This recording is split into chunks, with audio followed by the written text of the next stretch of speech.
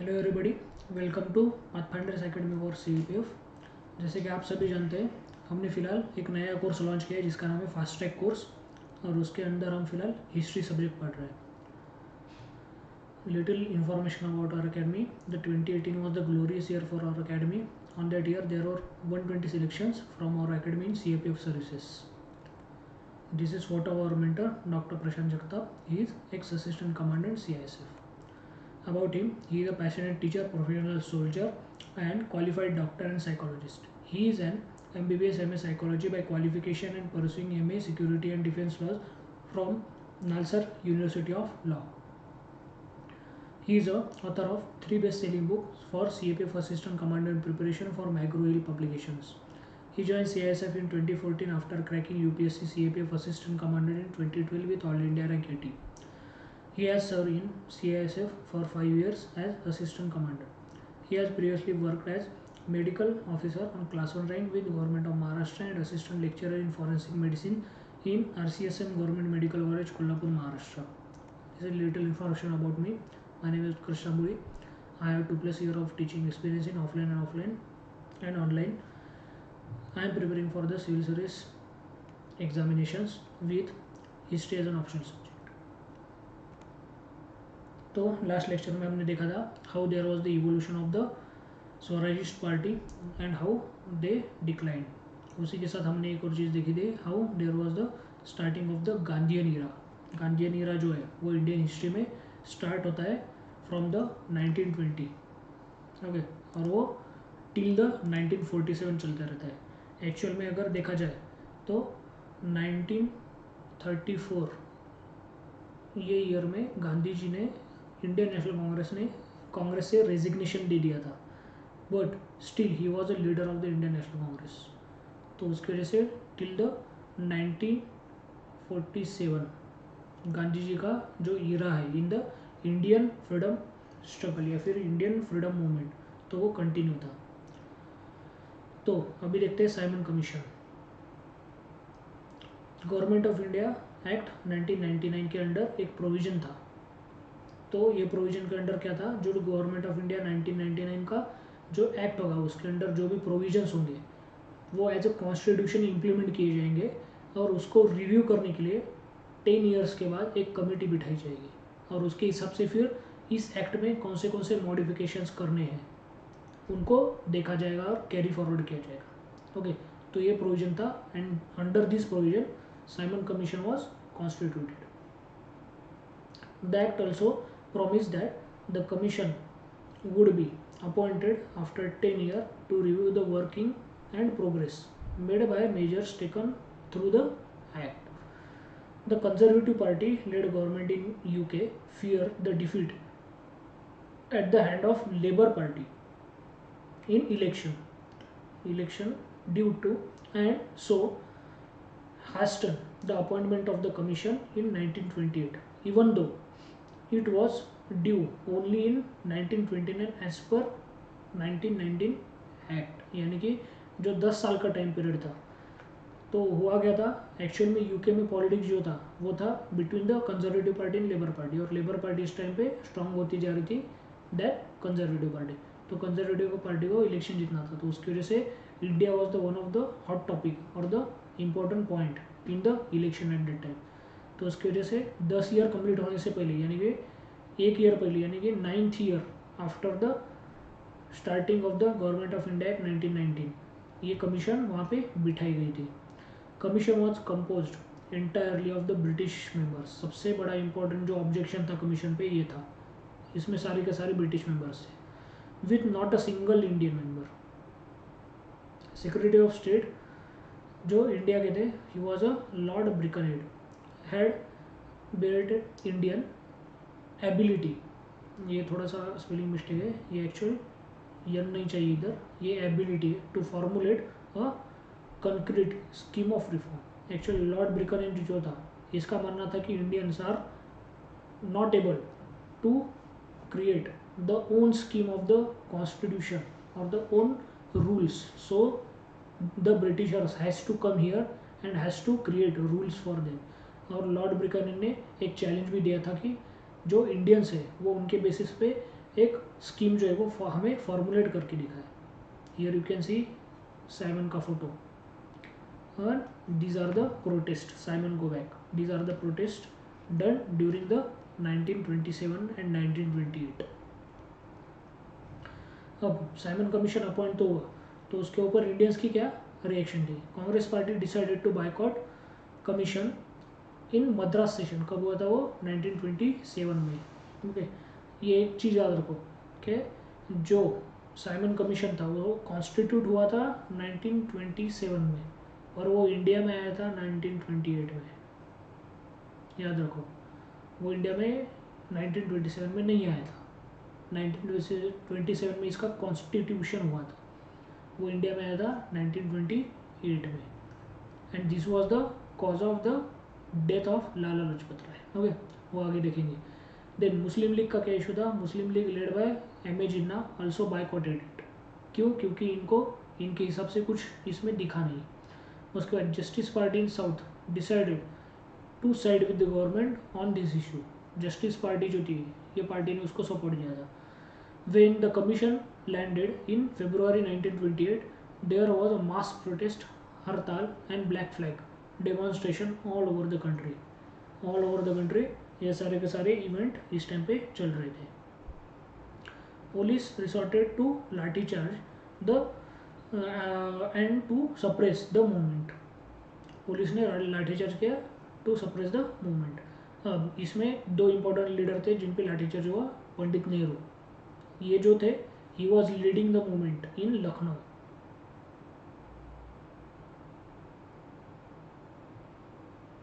लखनऊ में वो movement lead कर रहे थे. एंड लाला लाजपत राय जो लाहौर में उस टाइम पे थे, पंजाब में, वो पंजाब से लीड कर रहे थे. तो इस लाठीचार्ज में ही डाइड. और इसी का बदला बाद में जो लिया था वो लिया था HSRA ने, हिंदुस्तान सोशलिस्ट रिपब्लिकन एसोसिएशन, जो रिवोल्यूशनरी ऑर्गेनाइजेशन थी. लेटर रिपोर्ट में क्या क्या इंपॉर्टेंट रिकमेंडेशंस थे. सबसे पहला, they recommended abolition of the dyarchy and setting up representative government in provinces. Okay, इससे पहले प्रोविंसेस में रिप्रेजेंटेटिव गवर्नमेंट यानी कि लोकल लेवल के जो पीपल थे उनको डायरेक्टली वहाँ पे इलेक्ट करना इतना आसान नहीं होता था. पर साइमन कमीशन ने क्या किया, ये ऐसा करना चाहिए, इसके लिए प्रोविज़न वहाँ पे या फिर रिकमेंडेशन दिया था. देन सेपरेट कम्युनल इलेक्ट्रोलेट जो है उसको बढ़ावा ऐसा कहा गया था. इसमें अर्लियर जो था सेपरेट कम्युनल इलेक्ट्रोलेट, ये ब्रिटिशर्स ने चालू किया था under the divide and rule policy from there act of 1909. और जो साइमन कमीशन था इसका डायरेक्ट रिजल्ट जो है वो हमें देखने को मिलता है गवर्नमेंट ऑफ इंडिया एक्ट 1935. इसमें बहुत सारे साइमन कमीशन के रिकमेंडेशंस को अप्रूव किया गया था. उसके बाद नेहरू रिपोर्ट, जो मैंने अभी कहा था लॉर्ड ब्रिकनहैम नाम का एक बंदा था, तो वो बंदे ने क्या कहा था कि इंडियंस जो है वो कैपेबल नहीं है उनके रूल्स या फिर लॉ या रेगुलेशन बनाने के लिए. तो ये चैलेंज को मोतीलाल नेहरू और उनके जैसे कुछ लोगों ने एक्सेप्ट किया था और उन्होंने कुछ रूल्स या फिर रिफॉर्म्स बनाए थे और उनको क्लब किया था. और वो जो क्लबिंग थी उसको कहा जाता है Nehru report. Political leaders accepted the challenge and all party conference was held. यहाँ पे ऑल पार्टी कॉन्फ्रेंस, इससे पहले हमने देखा था एक बार हुई थी all party conference, this was the second time जब ये हो रहा था. And committee appointed with the task of the drafting constitution. Constitution draft करने के लिए एक प्रॉपर कमिटी यहाँ पे अपॉइंट की गई थी. कहाँ पे? ऑल पार्टी कॉन्फ्रेंस में. मोतीलाल नेहरू, जवाहरलाल नेहरू, ही was a secretary eight that time. Jawaharlal Nehru जो थे वो ड्राफ्टिंग कमिटी के सेक्रेटरी थे and Motilal Nehru was the head of that drafting committee. और कौन से अदर लीडर थे? अली इमाम थे, तेज बहादुर सप्रू, मंगल सिंह, MS अने, सुभाष चंद्र बोस, शहीद कुरैशी एंड GR प्रधान. इतने सारे लोग थे जो ड्राफ्टिंग कमेटी के अंडर आते थे, which was constituted by all India party conference. Okay, then report was submitted at Lucknow session, यहाँ से फिर से there was the second gathering of the all party conference on August 28, 1928। 1928 में after 1 year of the Simon commission constitution ये Nehru report आई थी। अब उसमें important recommendations थे, क्या क्या थे? सबसे पहला dominion status for India like Canada, Australia etcetera with in British Commonwealth. तो इसी को डायरेक्टली सपोर्ट किया था आईएनसी के खुद के लोगों ने। आईएनसी का बोलना था इनको भी पूर्ण स्वराज चाहिए, इनको डोमिनियन स्टेटस नहीं चाहिए, इनको पूर्ण स्वराज चाहिए। This point was bone of contention with the younger set of leaders including Jawaharlal Nehru ने and Subhash Chandra Bose. They both firmly opposed it and they both favored complete independence, not dominant status. 19 fundamental rights including the right to vote for male and women, यानी कि universal adult franchise, ये भी डाला गया था इसमें, about 21 years of age unless disqualified, यानी कि for the first time consolidation या फिर प्रॉपर सिग्निफिकेंट लेवल पे फंडामेंटल राइट्स का ऑफिशियल डॉक्यूमेंट में इंक्लूजन यहाँ पे आना चालू हो चुका था। At that time these were also civil rights. Then equal right for men and woman as a citizen. Okay, then no state religion यानी कि सेकुलरिज्म, सेकुलरिज्म की कंसेप्ट भी है। Then no separate electorate for any community. इसकी वजह से हुआ क्या, जो ऑल पार्टी कॉन्फ्रेंस में minority communities specially Muslim League, ये इससे नाराज़ हो गई और इन्होंने इनका सपोर्ट निकाल लिया। It did provide for reservation provision of the minority seats. तो ये जो रिजर्वेशन प्रोविजन है इस पर जो मेजोरिटी पार्टीज थी, यानी कि हिंदू महासभा थी उस टाइम पे, ओके, उसके बाद बहुत सारे जो रेडिकल, या उसके बाद आर्य समाज भी था, ये जो ऐसे रेडिकल राइट विंग ऑर्गेनाइजेशंस थी उस टाइम पे।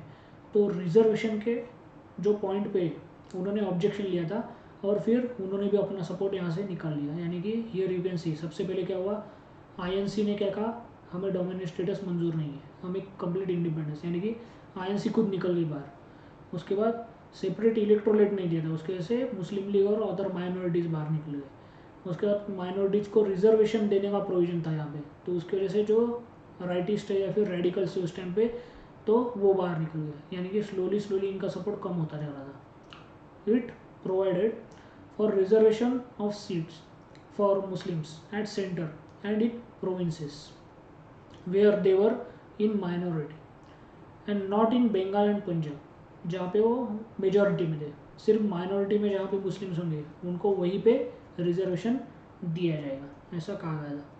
Similarly it provided for reservation for non Muslims north west front province, यानी कि आज का पाकिस्तान सिंध वाला रीजन, वो वाला।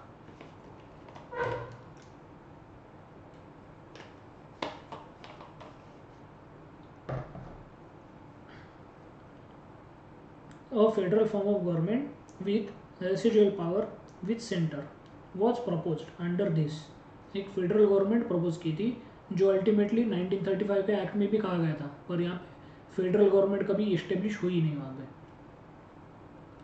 There would be a bicameral legislature at centre, centre में bicameralism. The ministry would be responsible to legislature. और अर्लियर क्या होता था, जो मिनिस्टर्स थे वो लेजिस्लेचर को आंसरेबल नहीं थे, तो इसके अंडर ये कहा गया कि minister should be answerable to legislature, यानी कि रिस्पॉन्सिबल टू लेजिस्लेचर। उसके बाद governor general to be constitutional head of India, वो तो पता ही है। He would be appointed by British monarch, यानी कि अर्लियर क्या होता था, जो पार्लियामेंट होती थी वो जनरली इसको इसके नाम का प्रपोजल लेना, किसके, जो भी गवर्नर जनरल या फिर इंडिया का वाइसराय होने वाला था वो, उसके नाम का प्रपोजल वगैरह पार्लियामेंट देती थी। तो रिपोर्ट के अंदर क्या कहा गया, नेहरू रिपोर्ट के अंदर, कि डायरेक्टली ब्रिटिश मोनार्क जो है वो इंडिया के कॉन्स्टिट्यूशनल हेड को अपॉइंट करेगी। A proposal for creation of the supreme court, supreme court तैयार होना चाहिए। Then a provision that would create along linguistic lines, linguistic line के बेसिस पे प्रोविंसेस जो थे उनका क्रिएशन होना चाहिए, ये अल्टीमेट यहाँ पे कहा गया था। और इसका अगर रिजल्ट देखेंगे हम, जो इंडिया में स्टेट रीऑर्गेनाइजेशन एक्ट नाम की एक चीज़ आई थी, और उसके बैकग्राउंड में जो आंध्रा स्टेट जो था, सबसे पहला स्टेट लिंग्विस्टिक बेसिस पे डिवाइड होने वाला फ्रॉम द मद्रास प्रेसिडेंसी, तो इसका बैकग्राउंड अगर देखा जाए तो यहाँ पे हमें मिलता है। The language of country would be Indian, written either in Devanagari that is Sanskrit और हिंदी, और तमिल, तेलुगु, कन्नड़ा, बंगाली, मराठी और Gujarati in character. English usage to be permitted, यानी कि लैंग्वेज के लेवल, यानी कि बहुत सारे माइक्रो लेवल तक नेहरू रिपोर्ट ने फोकस डाला। ओके, अब यहाँ पे here you can imagine what was the response. Obviously British government ने क्या कहा, नहीं, we will not allow this. तो उसकी वजह से फिर रिजल्ट ये हुआ। क्यों? क्योंकि ब्रिटिश गवर्नमेंट कुछ अलाउ नहीं कर रही थी, इंडियंस के ओपिनियंस को वो मैटर भी नहीं दे रहे या फिर इम्पोर्टेंस भी नहीं दे रहे थे। तो उसकी वजह से फिर से after the 10 years of the non-cooperation movement (NCM), this new movement was started। नाम में ये सिविल डिसोबीडियंस मूवमेंट, यानी कि जो कोई भी लॉज है उनको डिसओबे करो, उनको फॉलो मत करो, और जो लॉज को ब्रेक करने की जो मूवमेंट थी उसको कहा जाता है civil disobedience movement. Here you can see Dandi, जहाँ पे सॉल्ट सत्याग्रह किया था गांधी जी ने। Here his journey, salt satyagraha by Gandhi ji in 1930, Congress party had declared that Purna Swaraj or the complete independence was to be sole aim of the freedom struggle, and 26 January as a Purna Swaraj day, 26 January 1930 was considered as Purna Swaraj day। और इसकी वजह से अभी जो हम Republic day मनाते हैं वो 26 जनवरी का ही होता है। Lord Irving was hardly perpetrated by the threat of salt protest, and government did nothing to prevent the salt march from taking place। Salt act जो था वो 1882 का था, जिसके अंडर सॉल्ट पे टैक्स लगाया जाता है। Salt tax accounted for 8.2% of the revenue, यानी कि ब्रिटिश गवर्नमेंट इंडिया का जितना भी रेवेन्यू आता था, फॉर एग्जांपल 100 रुपीज़ अगर रेवेन्यू के आते थे तो उसके अंदर सिर्फ 8.2 यानी कि 9 रुपीज़ अराउंड सिर्फ सॉल्ट के होते थे। तो इतना हाई लेवल पे वहाँ पे टैक्सेशन था सॉल्ट पे। तो उसकी वजह से गांधी जी ने क्या सोचा कि अगर सॉल्ट सत्याग्रह करेंगे तो ऑब्वियसली सॉल्ट जो है वो हर घर में होता है इंडिया के, irrespective of his class in the society, हर बंदे के घर पे सॉल्ट पहुँचता है। तो सॉल्ट सत्याग्रह का मेन एम क्या था, इंडिया के हर घर तक पहुँचना। ओके, तो ये कहाँ से चालू हुआ था, from his ashram at Sabarmati on 12th March 1930 Gandhi ji walk toward the Dandi march। Okay, Dandi। Gandhiji became a household name in the West during this period। C. Rajagopalachari led similar march on southeast coast from Trichy to Vendrayam in Tamil Nadu. मतलब सी राजगोपालाचारी जो थे उन्होंने तमिलनाडु में उनका movement जो था वो movement move किया था, चालू किया था। ओके,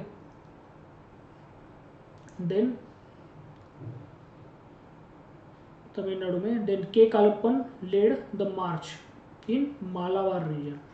मालाबार रीजन कहाँ पे, केरला के साइड में, यानी कि साउथ के दो इम्पोर्टेंट कोस्टल रीजन्स भी ये जो मूवमेंट थी उसके अंडर आ चुके थे। उसके बाद दिस इज़ अ मैप, जो हमने कहा था ना अभी 26 जनवरी को इंडियन नेशनल कांग्रेस ने उनका इंडिपेंडेंस डे डिक्लेयर कर दिया, कब, 1930 में। तो इंडिपेंडेंस अगर डिक्लेयर करना है तो इंडिपेंडेंस के लिए फ्लैग चाहिए। So this was the proposed flag by INC।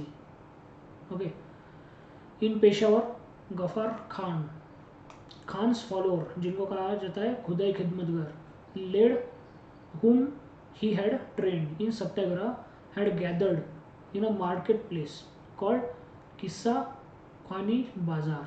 वो बाज़ार में ये इकट्ठा हुए थे और वहाँ पे उन्होंने प्रोटेस्ट करना चालू कर दिया। The foreign cloth were बायकॉटेड, same जैसा कि हमने 1905 के स्वदेशी मूवमेंट में देखा था, 1920 के NCM मूवमेंट में देखा। Liquor shop were picketed, there was strike all over the country, protest against the Dharasana salt workers by peaceful non-violent protester led by Sarojini Naidu. Sarojini Naidu ने धारासना में सॉल्ट जो मूवमेंट थी उसको लीड किया था along with the son of Gandhi ji जिसका नाम है मनीलाल। इनके साथ बंदा था जिसका नाम है Manilal, he was a son of Gandhi ji. Then इसके बाद हुआ क्या, गांधी आयरन पैक्ट, क्योंकि मूवमेंट की इंटेंसिटी बहुत बढ़ रही थी तो उसकी वजह से आयरन जो था इंडिया का वाइसराय, तो उसने कहा कि कॉम्प्रोमाइज़ कर लेते हैं। तो Gandhi ji attended second round table conference in London on equal grounds which were started or the which were communicated during the Gandhi Iron Pact of 1931. Okay, तो अभी देखते हैं RTCs, that is round table conferences. There were 3 conferences.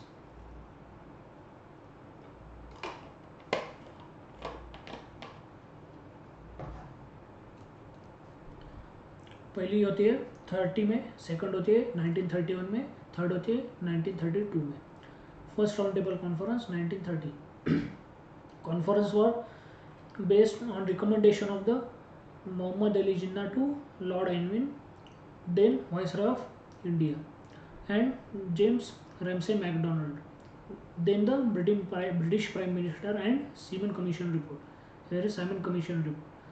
तो 3 चीज़ें कौन सी, मोहम्मद अली जिन्ना का recommendation, Mohammad Ali Jinnah का recommendation to Irving, second चीज़ कहती है इसमें मैकडोनल्ड जो था उसके रिकमेंडेशन या फिर उसका interest, and third Simon commission की रिपोर्ट। तो इन तीनों चीज़ों का जो रिजल्ट था, this was the first round table conference. British India, native princely states, British political parties, इतने लोग इसमें इन्वॉल्व हुए थे। यहाँ पे INC इन्वॉल्व नहीं था। ओके, और इंडिया की तरफ से कौन कौन थे, Muslim League, Hindu Mahasabha, Hindus, Justice Party, Sikh, liberal, Parsi, Christians, Anglo Indians, Europeans जो कि इंडिया में रहते थे वो वाले, देन लैंडलॉर्ड्स यानी कि zamindars, labours, woman, universities, Sindhis, then Burma के पीपल एंड अदर प्रोविंसेस वाले अलग अलग डेलीगेशंस यहाँ पे मौजूद थे। हियर यू कैन सी कितना बड़ा हॉल है और इतने सारे लोग हैं जो वहाँ पे रिप्रेजेंटेशन लेके आए थे अलग अलग एरियाज़ का। Then second round table conference, the British decided to grant a communal award for representing minorities in India by providing for a separate electorate for minority communities. Gandhiji was against this. This conference, Gandhiji and Ambedkar differed on the issue of separate electorate for the untouchables. Gandhiji was against treating untouchable as separate from the Hindu community. और इसका ultimate result क्या हुआ, this issue was resolved in Poona pact in 1932। तो 1931 के पहले जो था वो हमने देखा था कि there was the Gandhi Irwin pact. इसके अंडर क्या हुआ था, गांधी जी एग्री किए थे कि he will the part of the second round table conference and for the temporary period जो CDM मूवमेंट थी जो 1930 में चालू हुई थी उसको टेम्पररी पीरियड के लिए पॉज किया जाएगा। ओके, और जब second round table conference fail हुई थी तो उसके बाद फिर से CDM मूवमेंट स्टार्ट हो चुकी थी और उसकी वजह से गांधी जी को फिर जेल में डाला गया था 1932। कहाँ पे, पुणे में, and that's why this pact is called as Poona pact. Okay, तो इसके अंडर क्या था, there were total 148 seat reserve central legislature में या फिर सेंट्रल लेजिस्लेटिव काउंसिल जो थी उस टाइम पे जो मेनली लॉज बनाती थी, पार्लियामेंट के जैसा वर्क करती थी, तो उसमें 148 जो अनटचेबल्स थे उनके लिए रिजर्व होंगे, that is 19% of the seat. जो अनटचेबल्स है उनके लिए वहाँ पे रिजर्वेशन दिया जाएगा, ऐसा कहा गया था। Here you can see multiple member of Gandhi ji. Okay, then third round table conference. Third round table conference जो थी वो हुई थी 1932 में। On this round table conference white paper in 1933 was issued and later discuss in the British parliament. अभी ये white paper किस लिए था, जो 3 राउंड टेबल कॉन्फ्रेंस हुई थी उनमें क्या क्या डिसीजंस हुए थे उसके लिए था। The recommendations were analysed and government of India act 1935 was pass on this basis, यानी कि तीनों कॉन्फ्रेंस का जो वाइट पेपर था उसका बेस लेके अल्टीमेटली ये एक्ट को तैयार किया, ड्राफ्ट किया और अल्टीमेटली पास किया. Okay, and the only person of the India who attended all 3 conferences was the B.R. Ambedkar. B.R. Ambedkar. Okay, उसके बाद डायरेक्टली चलते हैं अभी सबसे इम्पोर्टेंट चीज़ जिसको कहा गया है वो है ऑगस्ट ऑफर. ये कब दिया गया था? 1940 में. इससे पहले क्या हुआ था? There was the individual satyagraha. Individual satyagraha. Okay, तो देखते हैं अभी क्या है. The Indian National Congress leader were upset with the British government, specially lord Linlithgow, for having pulled India into war without consent of Indians. तो इंडियंस को खुश करने के लिए जो उस टाइम के वाइसराय थे उन्होंने और ब्रिटिश प्राइम मिनिस्टर ने उस टाइम के मिलके एक ऑगस्ट ऑफर दी थी. उसमें क्या कहा गया था? इंडिया को डोमिनेट स्टेटस दिया जाएगा. ऑब्वियसली इंडियन नेशनल कांग्रेस ने इसको अपोज किया. Post war formation of constituted assembly. सबने बोला ठीक है, पर पोस्ट वॉर कब? यहाँ पे कोई फिक्स टाइम पीरियड नहीं था.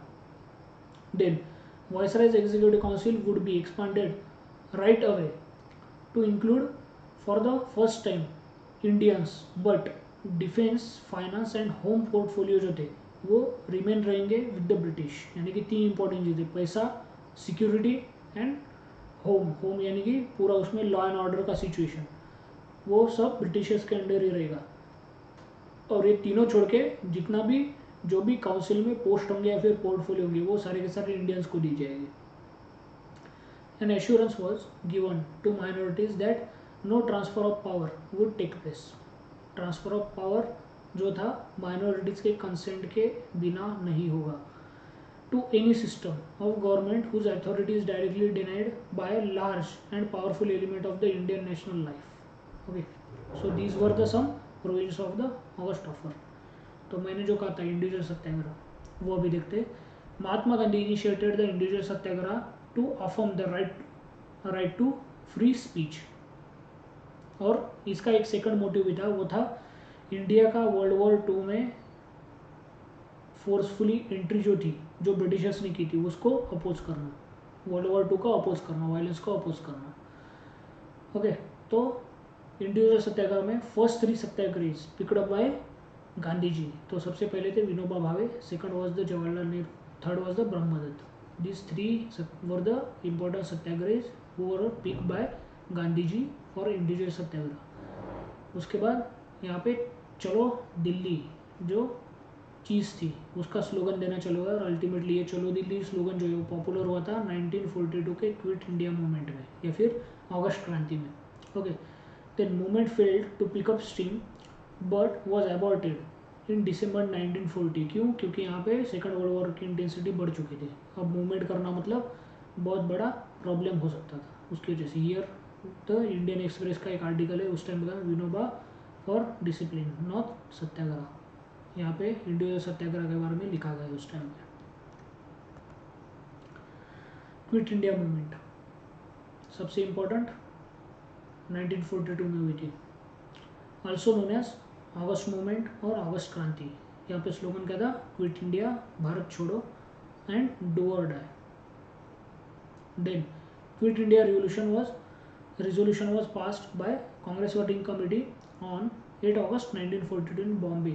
Gandhi ji was named as movement leader. Movement के लीडर, भले ही गांधी जी आईएनसी का पार्ट नहीं थे, उन्होंने मैंने कहा था 1934 में रिजिग्नेशन दिया था आईएनसी से, but still here he became the leader. Government ने क्या किया, इससे पहले जितने भी लीडर्स थे उन सबको जेल में डाल दिया. And due to this quit India movement जो इसको कहा जाता है कि this was the leaderless movement. और यहाँ पे बहुत सारे यंग लीडर जो थे, यूथ उस टाइम का, वहाँ पे इनका राइज हुआ था, जैसे राम मनोहर लोहिया, जयप्रकाश नारायण वगैरह ऐसे. तो इसमें क्या क्या अपील की गई थी? गवर्नमेंट सर्वेंट्स, उनको क्या कहा गया था? Do not resign from your job but proclaim loyalty to the Indian National Congress. Soldiers को क्या कहा गया था? To be in the with the army but refrain from firing on compress. Then peasants को कहा गया था pay agreed upon the rent if landlord और zamindar are anti government, but if they are pro government don't pay rate. Then students जो थे उस time पे, students को कहा गया था they can leave study if they are confident enough. Okay, उसके बाद प्रिंसेस, उनको कहा गया support the people and accept sovereignty of people. Then people of the princely states, उनके लिए क्या था, support the ruler if he is anti government and declare themselves as a part of India nation. Here Aruna Asaf Ali, Usha Mehta, Lohia. अब causes of the rise, क्यों हुआ था quit India movement का rise? Second world war had started in 1939 and Japan gaining into the northeastern front of the India. News about the British setback in war, the wartime difficulties such as high prices essential commodities, then fostered regiments against the British government. यहाँ पे अलग अलग तरीके के hardship जो थे common people को हो रहे थे, उसकी वजह से there was the anti government sentiment. Then there was the failure of the Cripps mission and INC calling for the mass civil disobedience movement. तो इतने सारे चीज़ जो थे, इन सब चीज़ों का अल्टीमेट रिजल्ट था quit India movement, QIM। Flow क्या था, Gandhi, Nehru, Patel all were arrested. This left the movement in hand of younger leaders like Jayaprakash Narayan, Ram Manohar Lohia. New leader like Aruna Asaf Ali emerged out of vacuum of leadership.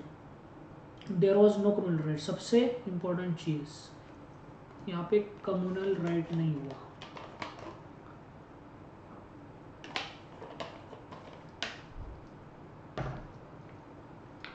The INC was banned by the government.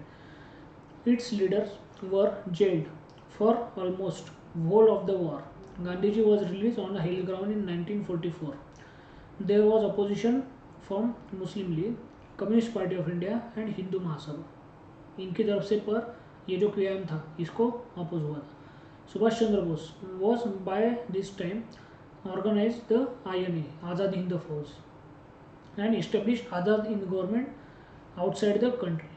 और उनके territory में आता था Singapore, then Andaman Nicobar island and India का north eastern वाला थोड़ा part. Then C Rajagopalachari resign from INC since he was not in favour of the complete independence. At the same time there was the starting of the parallel governments in India. कहाँ पे हुआ था वो? बलिया में हुआ था, UP में Chittu Pandey. Then Tamluk में हुआ था जिसका नाम था जातीय सरकार, ये मेनली वेलफेयरिस्टिक थी। और सातारा में हुआ था जिसका नाम था प्रति सरकार, जो मेनली ब्रिटिशर्स को रिवोल्यूशनरीज के थ्रू वो ओवरथ्रो करके वहाँ पे अपना सेल्फ रूल लाने का एक एफर्ट किया गया था। सो आज के लिए इतना ही। आई होप आपको समझ में आया होगा। इसके बाद वाला जो पार्ट होगा वो हम नेक्स्ट लेक्चर में देखेंगे। Thank you.